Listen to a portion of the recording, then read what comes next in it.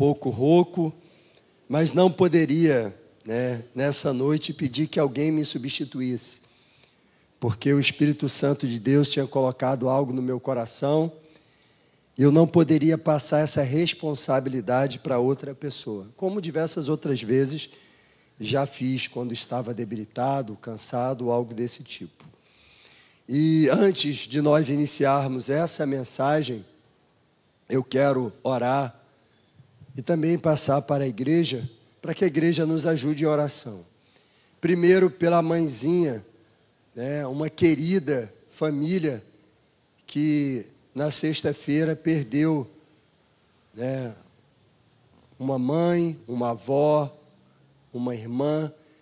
Nós nos despedimos sexta-feira da nossa querida Conceição, uma pessoa maravilhosa que foi membro da igreja aqui há mais de 2 décadas, uma serva fiel do Senhor que na sexta-feira descansou em Deus. Então nós queremos pedir oração pela essa família, pela vida da irmã Sônia, pela Magda, pela Kelly, pelos netos, pelos bisnetos, mas também queremos pedir oração pelo tio do Diácono Augusto, que está com pneumonia, o seu Nelson, também pela vida da irmã Isis, que está resfriada, pelo nosso obreiro Alcenir, o nosso obreiro Valcenir, e por diversos outros irmãos que estão doentes. Então, antes de iniciar essa palavra, nós estaremos orando por essas vidas. E se você tem algum ente querido doente, enfermo, esse é o momento de nós apresentarmos essas vidas diante do Senhor. Amém? Querido Deus e amado Pai, nós entramos em Sua presença para Te agradecer pela presença do Teu Espírito aqui neste local. Louvamos a Ti porque cremos que a nossa vida não é direcionada pelo acaso, mas pelo Teu Espírito Santo. Queremos Te agradecer por tudo o que tem acontecido na nossa vida, até mesmo quando nós nos despedimos de alguém que nós amamos, porque sabemos que essa pessoa está num lugar muito melhor do que cada um de nós. Eu louvo a Ti, Senhor, pela conversão, pelos anos e anos de vida, pelo testemunho que a irmã Conceição deu entre nós.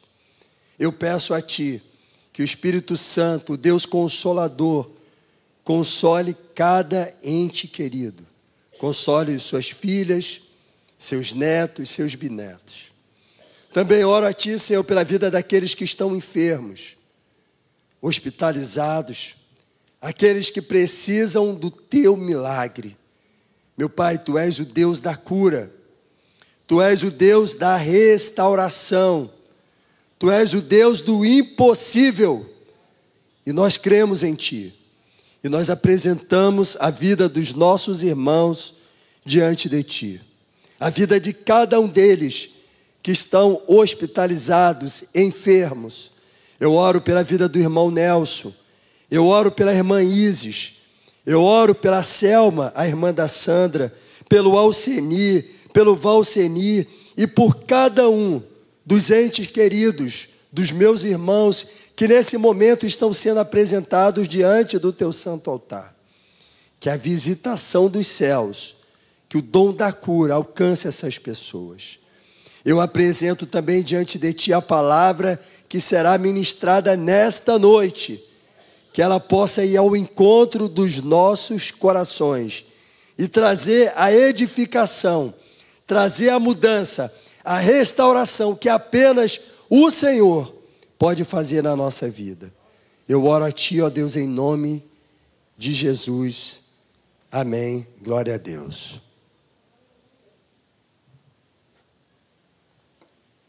Irmãos, eu quero compartilhar com vocês, vou procurar ser o mais objetivo possível, porque ainda temos uma programação a seguir, ainda estaremos aqui orando pela equipe de família da nossa igreja, que ontem fez um trabalho lindo, maravilhoso aqui com os casais, estaremos orando daqui a pouco, então nós tentaremos ser o mais objetivo possível.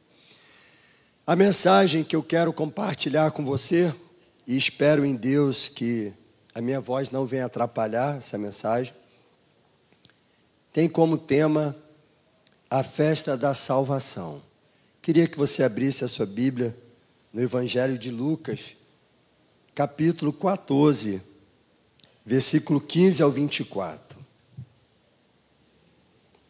Amém? O tema é a festa da salvação. Aleluias. Você que está nos visitando, se não estiver com a Bíblia em mãos, você pode acompanhar a leitura aqui em cima, nessa tela. A versão que nós estaremos utilizando é Almeida, atualizada, a NAA, que o pessoal chama, Nova Almeida atualizada. Diz assim a palavra do Senhor. Ouvindo isso, uns dos que estavam à mesa com Jesus disse-lhes: Feliz será aquele que comer no banquete do reino de Deus. Jesus respondeu: Certo homem estava preparando um grande banquete e convidou muitas pessoas.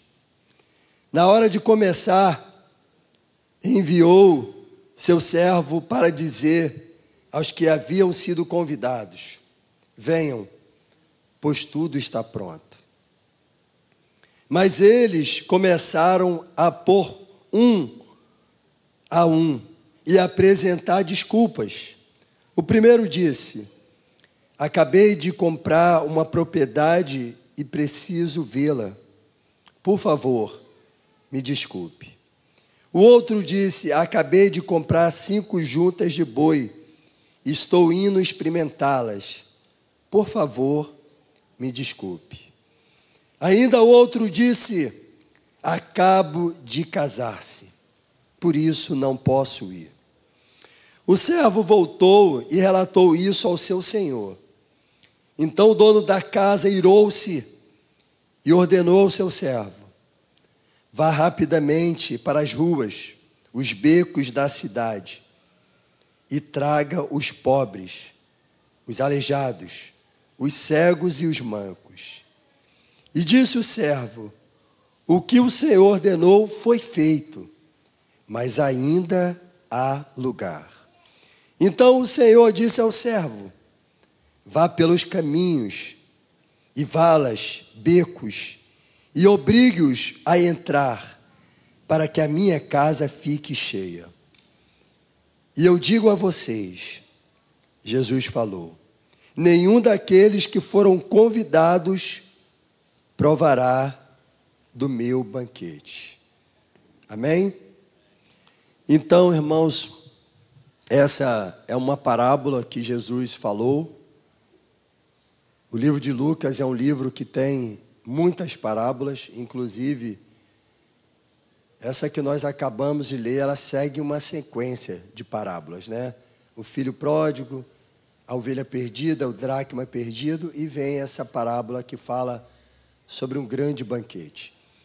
Nessa parábola, nós encontramos alguns elementos que simbolizam alguns personagens, Nós vemos um homem que prepara um grande banquete e que convida pessoas para estar presente. Essas pessoas pedem, desculpa pela ausência, e ele então chama os doentes, os coxos, os pobres. E logo depois, quando o servo diz ainda há vaga, ele pede que mais pessoas sejam chamadas. O dono desse banquete simboliza Deus, que nos preparou uma grande festa, a festa da salvação. Esse servo que vai convidando as pessoas pode ser caracterizado como Espírito Santo, porque é Ele que nos conduz até esse grande banquete, a festa da salvação. Note que é Ele que leva o convite, é Ele que traz as pessoas, é Ele que insiste para que as pessoas vá ao banquete da salvação. Mas nessa festa tem um grupo que é convidado e rejeita esse convite. Esse que rejeita esse convite é o povo judeu, porque em João 1,11 diz que Jesus veio para os seus, mas os seus os rejeitaram. E aqueles que não eram convidados, mas foram agraciados por esse grande banquete, somos nós, o povo gentil, que somos, nessa passagem bíblica, comparado aos coxos, mancos, doentes e pobres. Então, essa parábola representa uma grande festa, a festa da salvação. E aí eu quero, de uma forma bem objetiva, discorrer de alguns pontos muito importantes nessa parábola que podem nos ensinar muitas coisas. E o primeiro tópico, nós já entendemos os personagens envolvidos, entendemos, que esse banquete representa a festa da salvação. Inclusive, se você for ler o livro de Apocalipse, o livro de Isaías, profeta Isaías, você vai encontrar diversas passagens que falam desse banquete, simbolizando a salvação.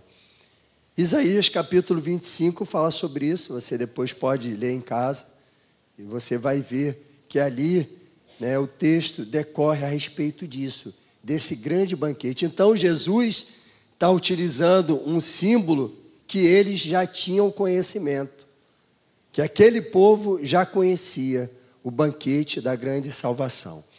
E quais são os ensinamentos que nós temos que tirar dessa parábola? O primeiro grande ensinamento é desfrutar da salvação é um motivo de extrema alegria. Desfrutar da salvação é um motivo de extrema alegria. E da onde nós podemos tirar essa informação no texto que nós lemos? No versículo 16, que diz que certo homem estava preparando um grande banquete, uma grande festa, e convidou muitas pessoas. Irmãos, entenda comigo que uma festa é um local de alegria. Uma festa, um banquete, é um local aonde você encontra, na essência, um sentimento de alegria. Então, se a festa da salvação, e se existe um momento onde todos nós fomos convidados a estar nesse banquete, o sentimento que deve estar no nosso coração é de alegria. Glória a Deus. Agora, a gente tem que parar e pensar a respeito disso, porque, de preferência às quartas-feiras, eu gosto sempre de ficar recepcionando os nossos irmãos ali na porta. E às vezes eu olho o semblante dos irmãos chegando, você me perdoe, mas parece que a gente está indo para um funeral. Às vezes eu vejo a pessoa saindo da igreja, parece que está saindo de um funeral. Irmãos, a igreja precisa celebrar, precisa se alegrar, porque nós desfrutamos de algo maravilhoso que o mundo não tem. Salvação. Você foi remido, você foi lavado, você foi perdoado, você foi convidado para um grande banquete, o banquete da salvação.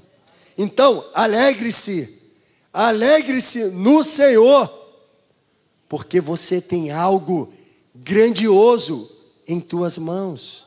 Você tem algo maravilhoso em tuas mãos. Nós, irmãos, fomos retirados do reino das trevas e transportados para o reino da luz. Isso é um motivo de extrema alegria. Você pode dar um glória a Deus? Dê um aplauso ao Senhor.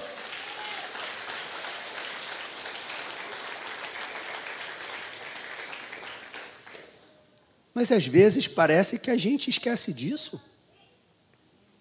E eu venho participar desse banquete, o banquete da salvação, e eu chego na casa de Deus como fosse os meus últimos dias na terra e estivesse sendo consumido pela dor, pela tristeza.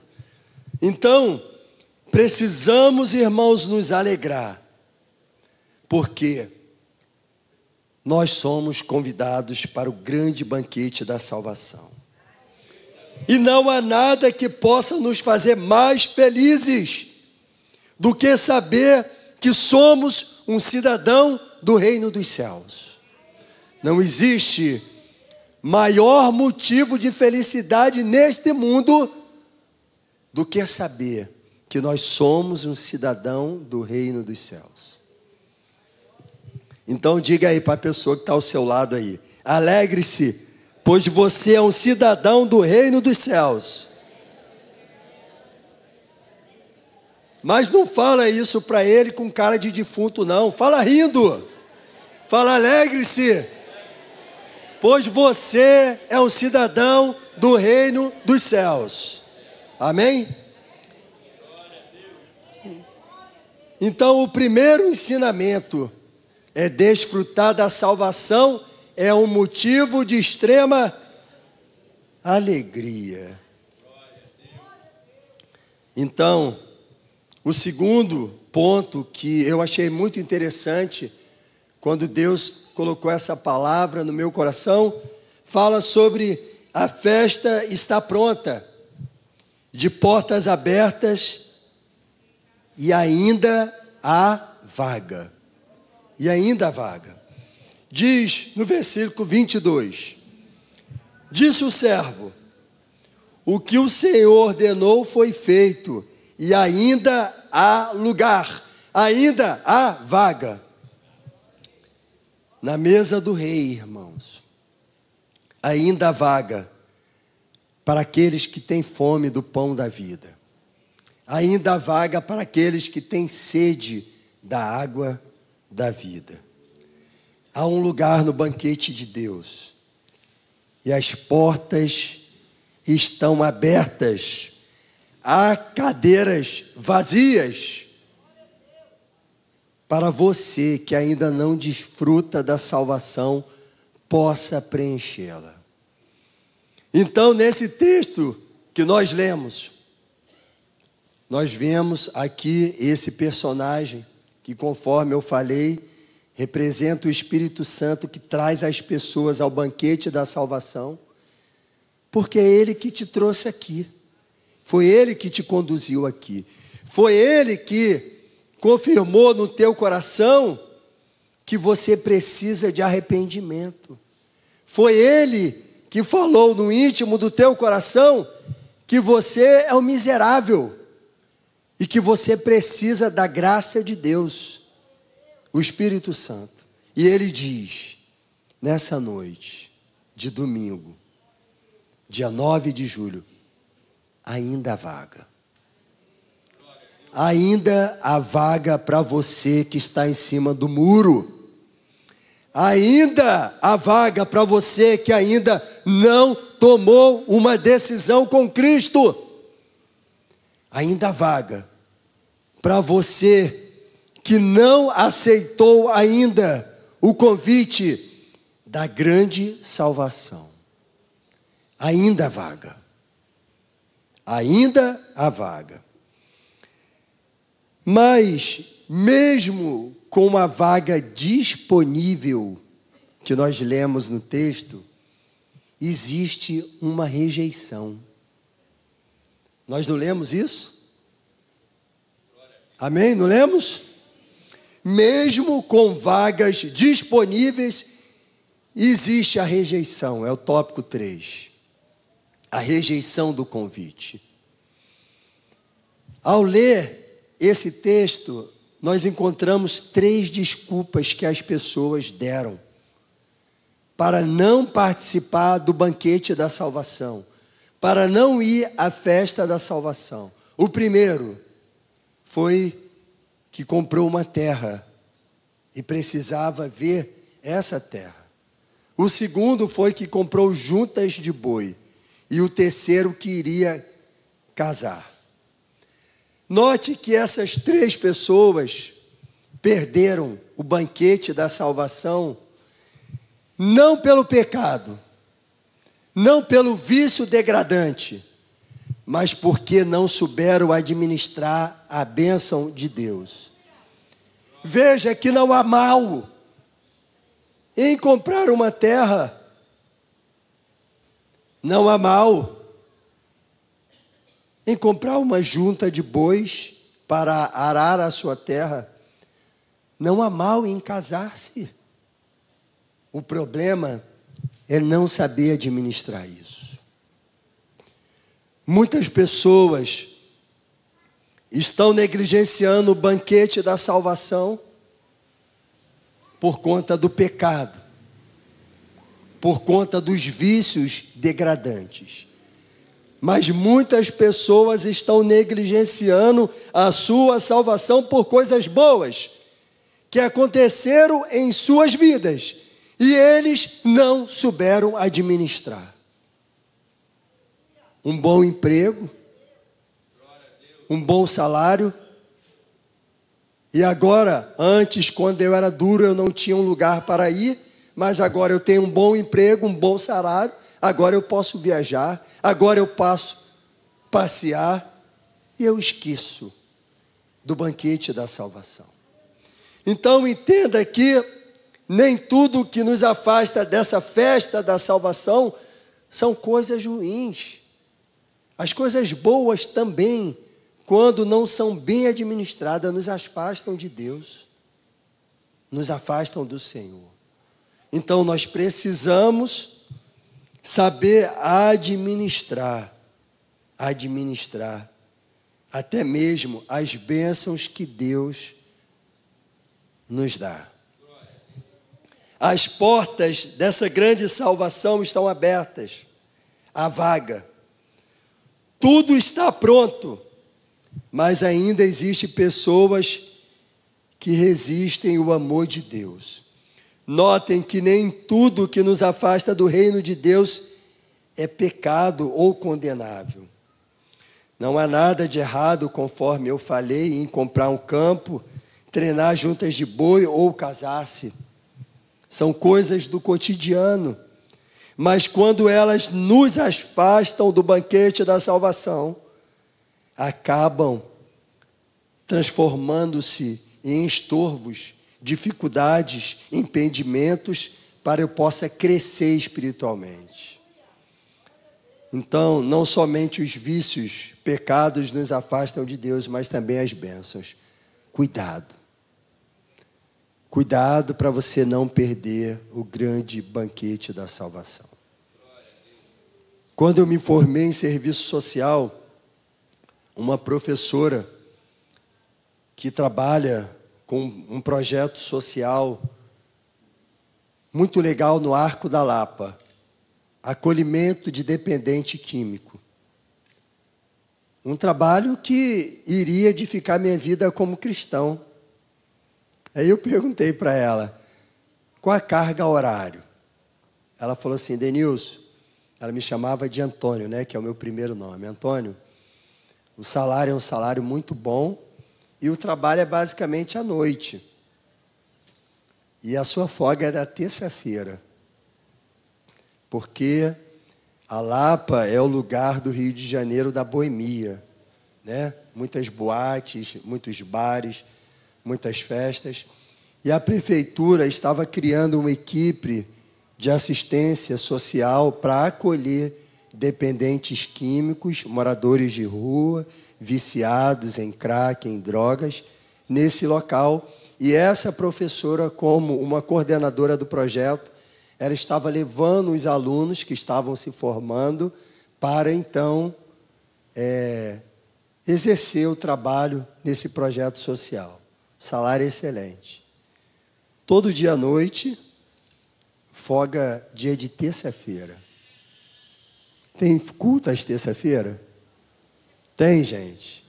Tem grupo de vida às terça-feira? Também não. Seria uma bênção para mim?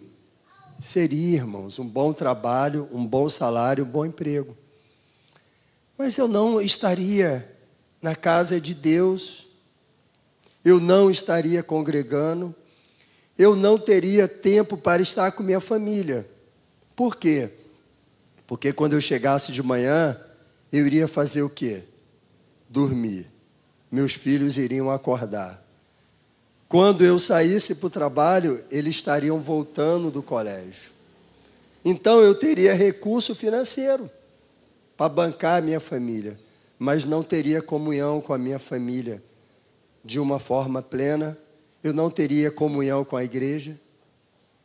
Esse tipo de bênção eu rejeitei, porque eu falei, não, existe coisa mais importante do que isso. Então note que até mesmo as bênçãos precisam ser bem administradas. Não estou falando para você sair do teu trabalho, porque quem vai ter que pagar os boletos são você. E os boletos, conforme André diz, são igual o Botafogo, vence. Foi forte isso, não foi?